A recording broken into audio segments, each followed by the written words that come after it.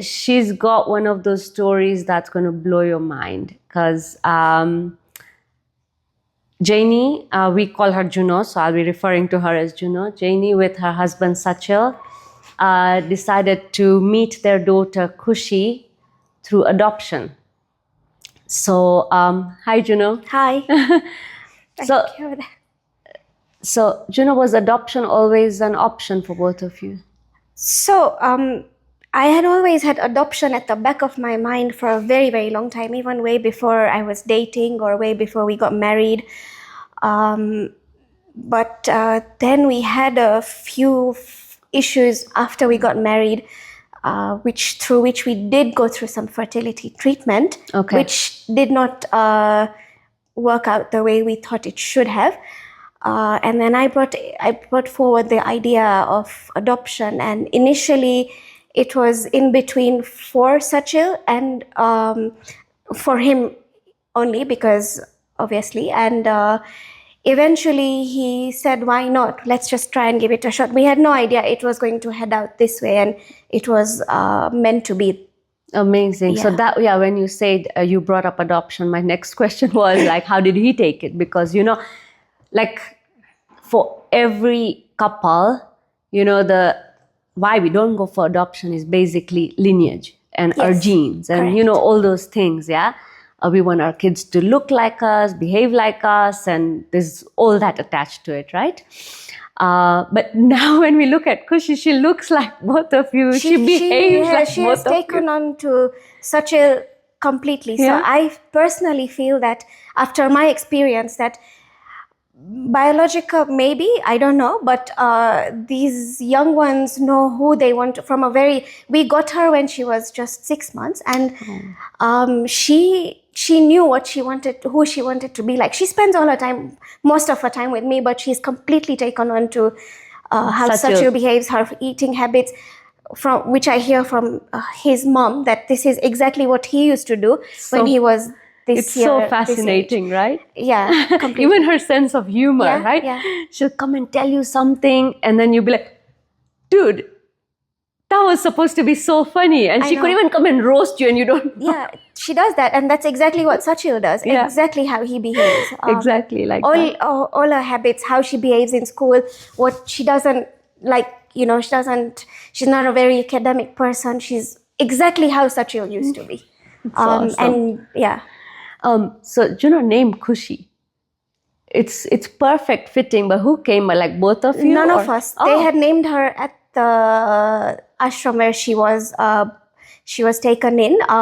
We were thinking of other names. I had a few, but then when they said this was her name, we were like, let's not change it. And the reason they named her Kushi was because she was always smiling from the very day they got her in their custody.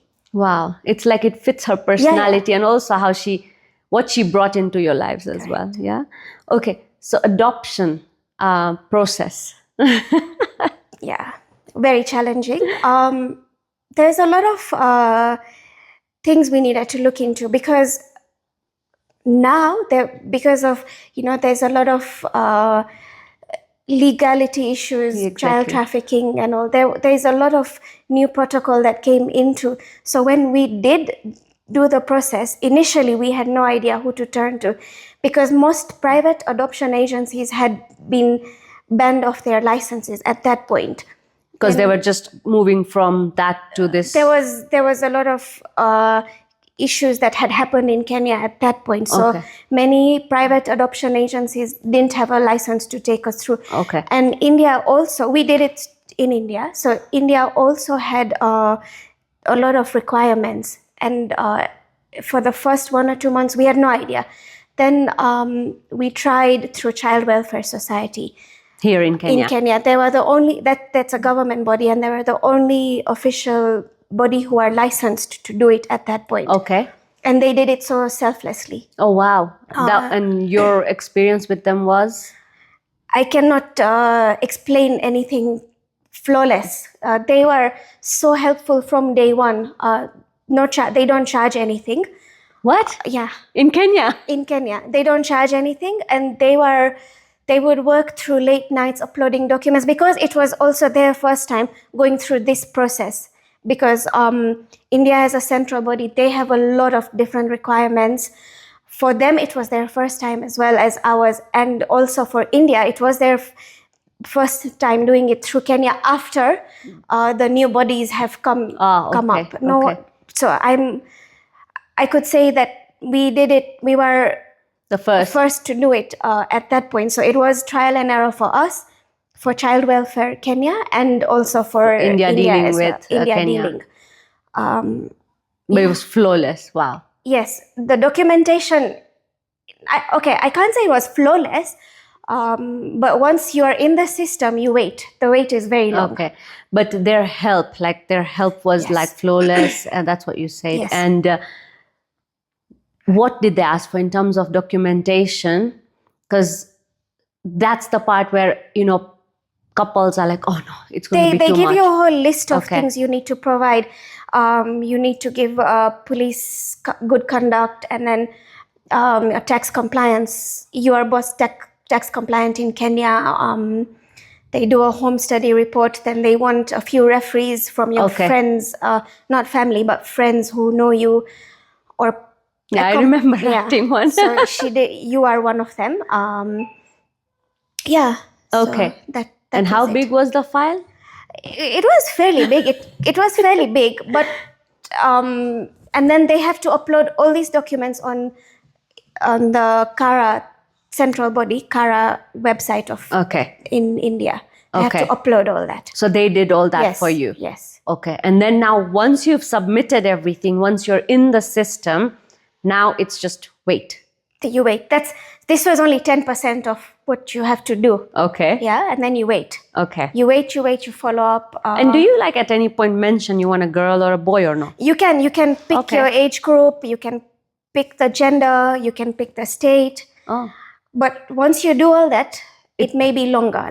Because it limits as soon as you start putting criteria. So we left everything open, so it was quite broad for us. Okay. And how long did you have to wait? The wait was long, 2 years. Exactly 2 years from the time we got into the system. Yeah. Wow. It was long, but worth it. Yeah. And then when you got the call? So you see, what initially happened was you get, once you're up and once you're matched with a child, you get 2 chances. If you miss the first one, you have the second one. So yes, we missed the first one only because CARA in India got our agency's email address incorrect. Oh. So we did write to them that, not to penalize us and not take up our opportunity. So instead of doing that, as soon as the next child came into the system, we were matched. Ideally, we don't get the first opportunity. They give it to local parents. Okay. And for whatever reason that they don't take it up or they reject then it comes to us as international. But I don't think they did that because she was only 4 months when she was into the system. So they don't put up a child until after they're 3 months. Okay. Oh, so wow. Yeah. And then once you got the call that there is a baby. So we found out, because we keep on checking our system. We can only check what we are matched with. We cannot respond to them. So when we did get her profile is when we did find out, and then we contacted Child Welfare because it was 2 years. Even they were not checking it often. Okay. Yeah. And then what are the emotions attached? Can you remember, when we were so excited. We're like, now, let's go there now. I mean, we could have gone there after 2 days because we have about 3 days to respond whether we want to go ahead with this, not with the child, but then we get their medical reports, and then we have a whole month to see if we want to continue with this adoption or not. Okay. Yeah. But we went then and there, in the next 1 hour, we're at the Child Welfare getting the process done. Yeah. Oh, wow. And then where exactly in India did you guys have to go? So it was a small town called Bidar in Karnataka. Oh, nice. Wow, imagine getting to did you go to Mumbai and then take a flight to... We had a connecting flight from here to Mumbai, and then we went to Hyderabad because Hyderabad was the closest to, even though it was in Karnataka, but it was the closest to that town. Okay, wow. And then the drive till there, and oh my God, you're going to meet your child. Yeah. And then now tell me about when you actually met. something that we hadn't expected. They look after the children so well. So when we went to the ashram, we got there to the main entrance and we met just 2 or 3 young girls who are about 2 or 3. They were between the age of 2 and 3 probably, and all they wanted was affection. Wow, so all kids want is just love, Yes, yeah? that's it. Oh. And you said they were looked after really They were looked nicely. after really well, because even when we got Kushi, she had good weight, she was not malnourished, there was no any of those problems, there were no rashes. She was happy, she was a happy child. And were you allowed to like just hold her? Yeah. So this was a Tuesday when we went to see her. She came to us, we held her. We couldn't stay there for long because it was obviously her sleeping time. So she was with us just like she knows us. And then she went back to her carer just like she knows them. She was so easy to be with. And then we were planning to stay there initially we thought it was going to take a very long time. So we have to sign a foster care agreement while we wait for the whole adoption process to take place. So we did, and this was Tuesday, and Friday we got her into our custody. And oh wow! And then you were allowed to take her with you? Yes. Okay. We still have to be in India. We can't travel out, but we were allowed to take her with us. Oh, okay. We had to go through a few legal. And who was there in India guiding you guys? The ashram. They have somebody in the ashram who was taking us through this, and they take us through their lawyer. It was a very small town, so they have just one lawyer for this. So they were very easy and straightforward. Yeah, very straightforward, very easy. We went there at about noon, and we got her custody. And they have this priest who they all look up to in that small town. So they had a whole. They did a small function to hand her over to us. Oh, wow. Yeah. So positive. Yeah. It was very nicely done. Nice. And then what was she being like given at the ashram? Like milk, right? Yes. Like, was it breast milk or just normal? Just normal milk formula, but they don't feed her. They had this belief that they don't like feeding children with bottles. They had their beliefs. So they would feed them with spoon, but I feel that she was not taking in enough for herself. Not that she would cry. So you continued giving her with the spoon? No, we gave her with the bottle, and she took the bottle like she was always taking her bottle. Now knowing Kushi, she loves her food, so that wasn't an issue. No issue. She had her first feed in her sleep, bottle feed. And she's going to be 7 years in a month. In a month. Yeah. Oh, beautiful. Now, coming back here, let's talk about still the legal stuff before we get into emotional stuff. You had to like come back to other forms with Kara, or no? Not with Kara, no. But where she was, we had to obviously go through 2 court sessions. We weren't required to go there all the time to show how she was, because we were 3-4 hours away from where they were. Twice we had to go to court with her, just because that was the... So from the time you held her in your arms and got her foster care custody to the time you were actually allowed to bring her home to Kenya, how many weeks or months was it? The whole process from, say, about 5 weeks. Okay. Oh, that's not so bad. That's not long People think it's like... We had planned 4 to 5 months. Yeah, that's what people that is how it's always been. Yeah. Okay. One bit from the time we left Kenya to the time we came back to Kenya, the whole trip was about 1.5 months. Wow, awesome. And in between, in the waiting period, you also got some traveling done. Yeah, we did because there was nothing else we could do. So we were waiting. You traveled with her as well. And we had family who visited us. They stayed with us. Okay. Yeah.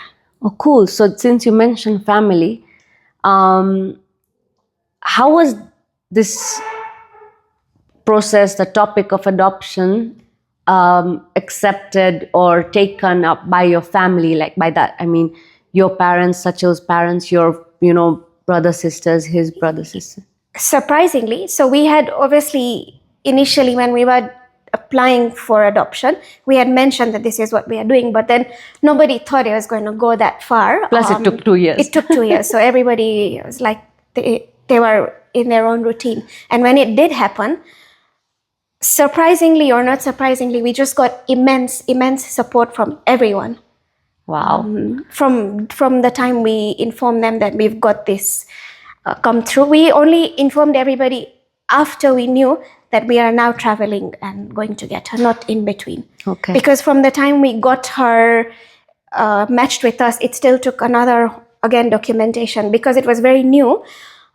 We took another whole month because there was more requirements by Kara in India, which we needed to okay. Send to them. Yeah. Wow. And let's talk about overwhelm. At any point, did any of you feel overwhelmed? No, not at all. Like after when we got her, not at all. And even, okay, what about even before or throughout the process? Yeah, we were really overwhelmed during when we were doing the documentation. Mostly after we got her match, now we were so impatient to go because we're like, time, what if something changes? Yeah. Obviously, we were so uncertain. So that 1 month was the longest. And how did you guys deal with that as a couple? We were on each other's heads. Yeah, do this, call him. He's not responding. Why? I told you. Yeah. So that was the hardest. That was the longest and the hardest wait. That 1 month. Wow. Yeah. But because it was new for us and new for child welfare. Thank God it was just 1 month. Yeah, thank God. But it felt longer than those 2 years because now we know we have a match. Yeah. That's why. Wow. And have other people asked you, before even I come to that, does she know about, does she understand adoption? Does she know what? Yes, she knows, but only up to how much she can understand at her age. But she knows. So we will obviously explain to her as she grows up, like it's in her day-to-day. Oh, wow. Yeah, so what have you told her, like in her baby words or in her vocabulary? That how she was born somewhere else and how we went to get her and all that. Yeah. That's so clever. Yeah. She understands. She knows. Yeah. Oh, wow. And you plan to keep it that way? Yes. And what if later she asks I want to go and see where I was, where you guys brought me to? So getting back to that, while we were in India, one of the protocols or part of the process we have to follow is it's part of the process. We have to go through a psychological evaluation, or it's just one session, which we had to then travel to Bangalore with her after we got her foster custody. And that is where they tell us that this is what happens when they turn, for now, when they turn 18, and if they want to, would you support them? And that is something that is I don't say it's a requirement, but something that they take us through that they will ask or they may ask. Yeah, exactly. Yeah. So you have to go with an open mind that yes, it's her right to know. Okay. Yeah. So if she does, we will take her there. Okay. So she has that support. Yeah, because you never know, what questions may arise in her mind as she grows old as well. So it's good to know that, and also good to have discussed even as couples, because the things people discuss in the traditional way of bearing a child and what you guys have to discuss would be slightly different. But this is one of the very major things. Like, what if one partner says, no, she's ours, and we brought her up this way. Yeah. But it's good to have discussed. Any other couples, have they reached out to you? So while we were doing this process, initially, when we were getting into the system, there was another 1 or 2 couples who had reached out to us for how to get into the system. And there is one successful adoption who went through, and they did bring the child as well. One successful that you know of. Yes. Okay, amazing. That's so cool. And if there are other people who want to reach out to you, are you okay for them to reach out? Why not? Yeah? At any time, yeah. Oh, awesome. Yes. And any advice that, you can... Okay. If you were to give yourself any advice when you're going through this adoption, what would you have said? Just go full out. If you're doing it, you go full out. Then don't have any reservation. When her match did come through with us, they send us all her medical reports. If you want to go and assess, you have 1 month before you do. You have 30 days before you decide you want to go ahead with this. Okay.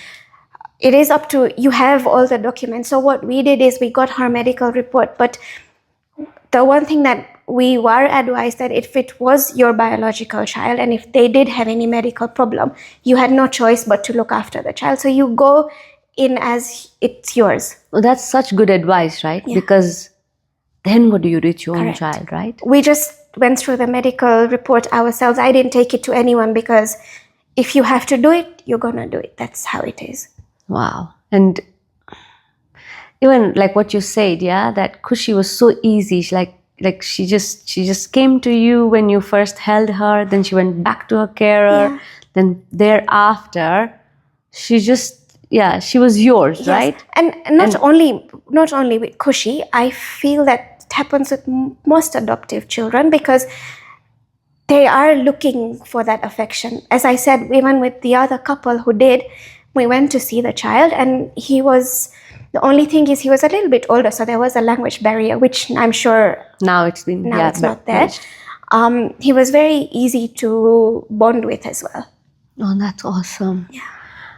Cool. So I think all these children, wherever you do it from, it doesn't have to be from like how we did it. It can be from anywhere in the world. All they need is just love and affection. And what I was saying is like your story, like every time I ask you anything, you've been very positive. Even your experiences have been very positive. Yeah. Like the time that you guys took was just 5 weeks from the time you flew in till the time you came back. Even when you got the foster care, it was a few days. So the timing, how people helped you guys everywhere. Even with her, like I was telling you the other day, even with her passport application. So with India, in all countries, they have different protocols. So they have a lot of different protocols there.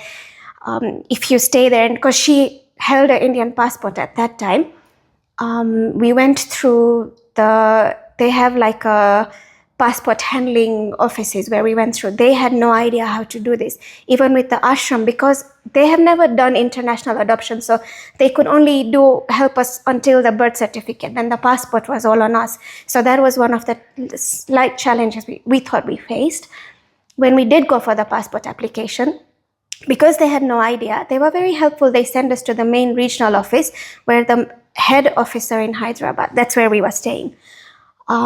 He works from there. They connected us. This was on a Friday. We went there at around about 12:30, 1 p.m. We met him. He said because he understood our case and we can't go through the whole protocol because we don't have a permanent residence in India or any of that.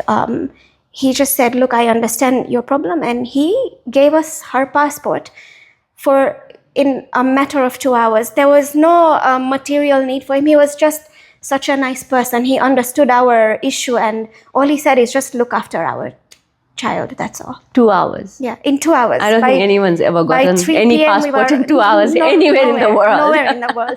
And this was just good intention. There was no material need for him or anyone in this. So this is what I mean. Like, you've got such positive stories. I think it's because of the way you guys just went into this positively, probably open-minded, and awesome. I'm assuming she came with her own luck. She made it so easy for all of us as well. Definitely. Sometimes when the time is right, it's only going to happen when the time is right. It's true. Cool. Thank you, Juno.